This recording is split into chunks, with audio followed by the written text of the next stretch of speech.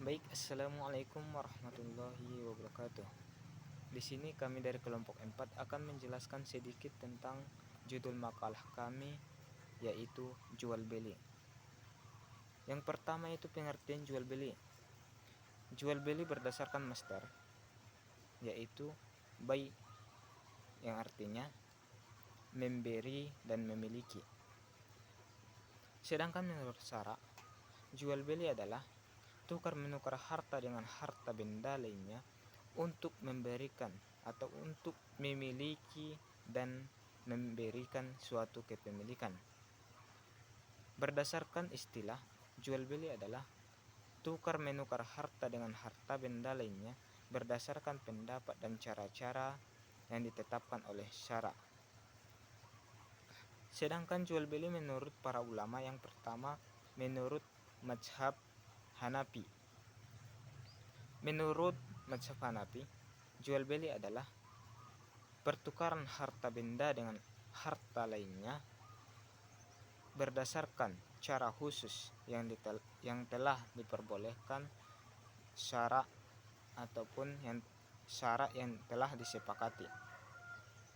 Sedangkan menurut mazhab Maliki, Syafi'i dan Hambali, jual beli adalah saling menukar harta dengan harta benda lainnya dalam bentuk pemindahan kepemilikan. Adapun hukum jual beli adalah diperbolehkan dalam agama Islam berdasarkan firman Allah Subhanahu wa taala yang berbunyi, A'udzubillahi minasyaitonirrajim. Bismillahirrahmanirrahim. Ya ayyuhalladzina amanu la ta'kulu amwalakum bainakum bil batili illa an takuna tijaratan antarodi minkum wala taqtulu anfusakum innallaha kana bikum rahima. Yang mana artinya, wahai orang-orang yang beriman, janganlah kamu memakan harta sesama kalian dengan cara yang batil ataupun cara yang tidak benar, karena kecuali dengan cara perdagangan atau kecuali dalam perdagangan yang berlaku atas dasar suka sama suka antara keduanya. Dan janganlah kamu membunuh dirimu, sungguh Allah Maha Penyayang kepadamu. Dijelaskan dalam Quran Surah An-Nisa ayat 29. Berdasarkan ayat tersebut, kita diperbolehkan jual beli dan memakan harta yang ada di bumi ini, akan tetapi dengan cara yang diperbolehkan, melainkan jangan cara yang batil, karena cara yang batil itu haram. Baru seterusnya rukun dalam jual beli ada tiga, yaitu yang pertama adanya pelaku ini disebutkan yaitu penjual dan pembeli. Kemudian yang kedua yaitu akad ataupun transaksi. Dalam jual beli ini harus ada yang namanya akad. Kalau tidak ada yang namanya akad, maka jual beli itu tidak sah. Baru yang ketiga ataupun yang terakhir yaitu adanya barang ataupun jasa yang diperjualbelikan. Kalau tidak ada barang dan ataupun jasa, maka buat apa jual beli? Sedangkan rukun jual beli menurut jumhur ulama ada 4. Yang pertama, orang yang berakad ataupun penjual dan pembeli. Baru yang kedua, adanya lafaz ijab qabul. Baru yang ketiga yaitu adanya barang yang dipakai ataupun adanya barang yang diperjualbelikan. Kalau tidak ada barang, maka jual beli itu tidak sah.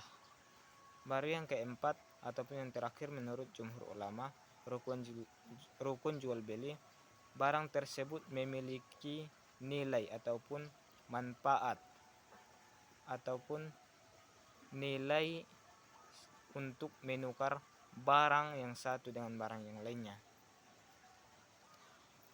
Adapun syarat jual beli, yang pertama barang itu harus suci. Yang kedua, barang tersebut harus ada manfaatnya. Yang ketiga, barang tersebut harus dimiliki oleh penjualnya. Kalau tidak penjualnya maka tidak boleh. Yang keempat, adanya bisa diserahkan, barang tersebut bisa diserahkan ataupun jelas. Yang keempat, harus diketahui keadaannya. Kalau tidak diketahui keadaannya, takutnya ada nanti sistem penipuan.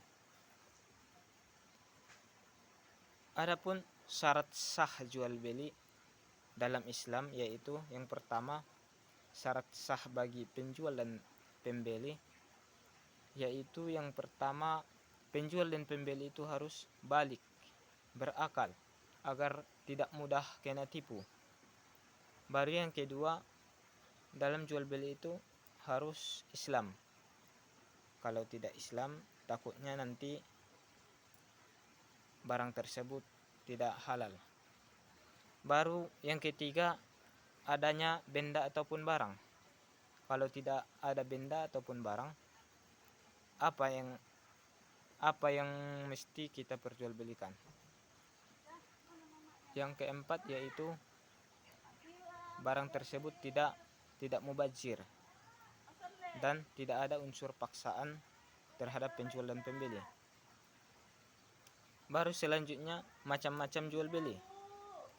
Ditinjau dari sisi bendanya, jual beli ada 3, yaitu yang pertama jual beli benda yang kelihatan. Kalau tidak kelihatan itu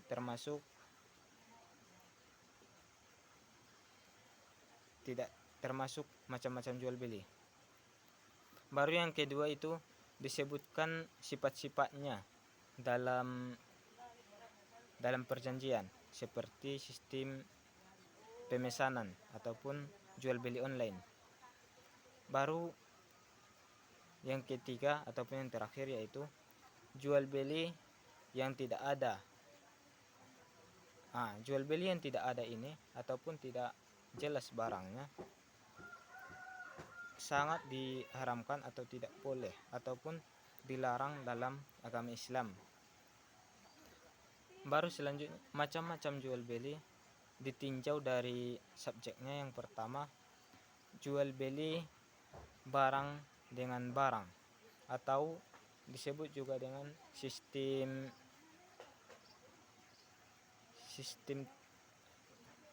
ceng, itu menukar barang yang satu dengan barang yang lainnya, tapi barang tersebut sama manfaatnya, sama sifatnya, sama ukurannya, sama semua.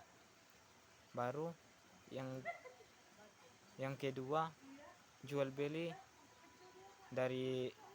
tinjau dari subjeknya yaitu barang dengan barang lainnya, seperti barang dengan uang, barang yang satu dengan yang lainnya, akan tetapi berdasarkan akad ataupun transaksi. Baru selanjutnya jual beli yang dilarang ataupun dan dibatalkan hukumnya. Yang pertama, barang yang hukumnya telah ditetapkan najis. Jual beli najis sangat diharamkan ataupun dibatalkan hukumnya dan dilarang dalam agama Islam. Contohnya menjual anjing, babi, darah dan lain-lainnya. Darah binatang darah binatang yang haram. Baru yang kedua yaitu jual beli sperma hewan. Jual beli ini sangat dilarang dalam agama Islam. Baru yang ketiga, jual beli anak binatang yang masih berada dalam kandungan induknya ataupun masih berada dalam perut induknya. Baru yang keempat, jual beli buah-buahan yang belum pantas dipanen. Misalnya masih mentah buah-buahan tersebut udah diperjualbelikan lahannya. Itu sangat dilarang dalam agama Islam. Baru yang terakhir, jual beli tersebut samar-samar ataupun tidak jelas. Jual beli yang seperti ini sangat dilarang dalam agama Islam. Mungkin cukup sekian yang dapat kami jelaskan. Kurang lebihnya kami mohon maaf. Kami tutup. Assalamualaikum warahmatullahi wabarakatuh.